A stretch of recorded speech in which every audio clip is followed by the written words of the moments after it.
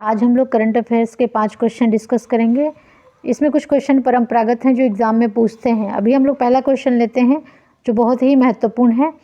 Question number 1 अगर बात किया जाए प्रश्न नंबर 1 की, तो लिखा है कि भारत में नौसेना दिवस कब मनाया जाता है। तो आप इसका उत्तर बता पाएंगे। हर वर्ष जो है नौसेना दिवस का आयोजन किया जाता है।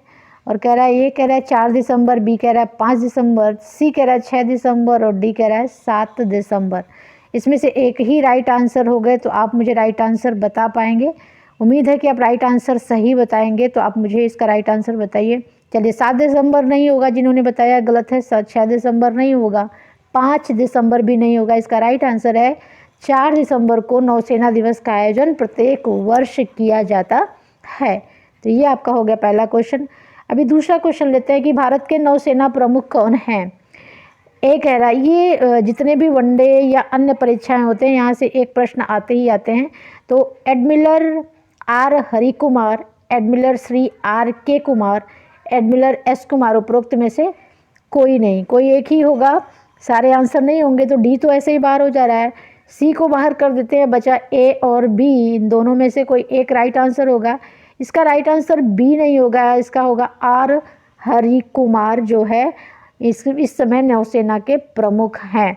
तो ये आपका दूसरा क्वेश्चन है और इसके बारे में लगातार बदलते रहते हैं, तो इनका आंसर आप जानते रहिएगा, गलत कभी मत करिएगा। आज का जो है तीसरा क्वेश्चन हम लेते हैं जो बहुत ही महत्वपूर्ण है। भारत सरकार द्वारा भारतीय नौसेना को आत्मनिर्भर बनाए रखने के लिए यानी बनाने के लिए किस वर्ष का लक्ष्य रखा गया है। किसको? नौसेना को। कौन सी नौसेना? भारत सरकार की नौसेना। और कब तक? 2050, 2045, 2047 या 2065। कोई एक ही राइट आंसर होगा। और इसमें भारत सरकार द्वारा कहा गया कि हमारी नौसेना को हम बना लेंगे आत्मनिर्भर यानी इंडिपेंडेंट बना लेंगे। तो ये बताइए आत्मनिर्भर नौसेना क्या होती है। चलिए 65 को बाहर कर देते हैं, 47 हो सकता है, नहीं भी हो सकता है। 50 को बाहर कर देते हैं, 2045 को। इसका राइट आंसर होगा सी।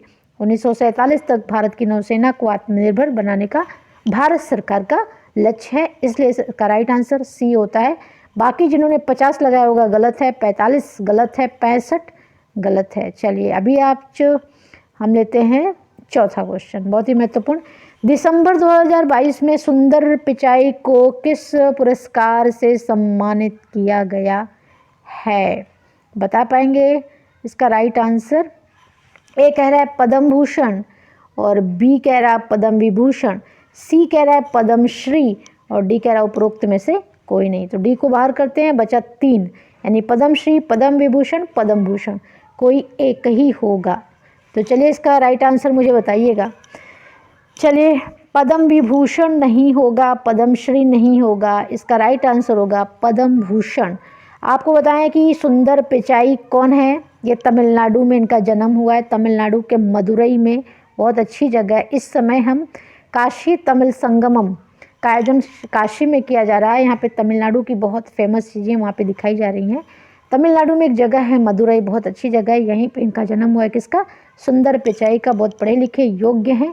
व्यापार व उद्योग के श्रेणी में 2022 के लिए इनको इस सम्मान से सम्मानित किया गया है।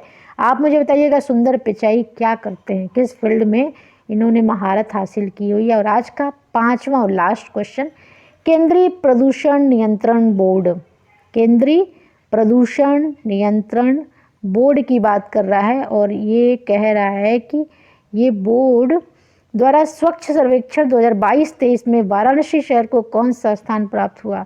ए कह रहा है पहला, बी कह रहा है दूसरा, सी कह रहा है तीसरा और डी कह रहा है 5वां। तो कोई एक राइट आंसर होगा। स्वच्छ सर्वेक्षण 22-23 हुआ है, इसमें बनारस को कौन सा स्थान प्राप्त हुआ है और साथ में पहला, दूसरा, तीसरा, ये तो आपको जानना ही जाना है। तो चलिए 5वां नहीं होगा, पहला नहीं होगा, दूसरा नहीं होगा। बनारस को तीसरा स्थान प्राप्त हुआ है। किसमें? स्वच्छ सर्वेक्षण 22-23 में। किसने कराया? केंद्रीय प्रदूषण नियंत्रण बोर्ड ने कराया।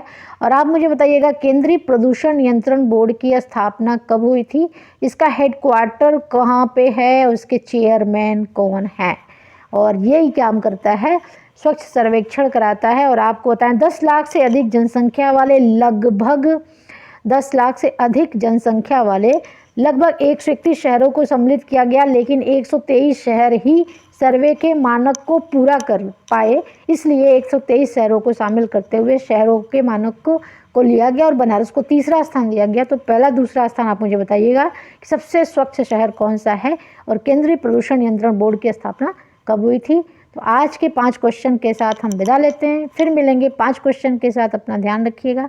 नमस्कार, धन्यवाद।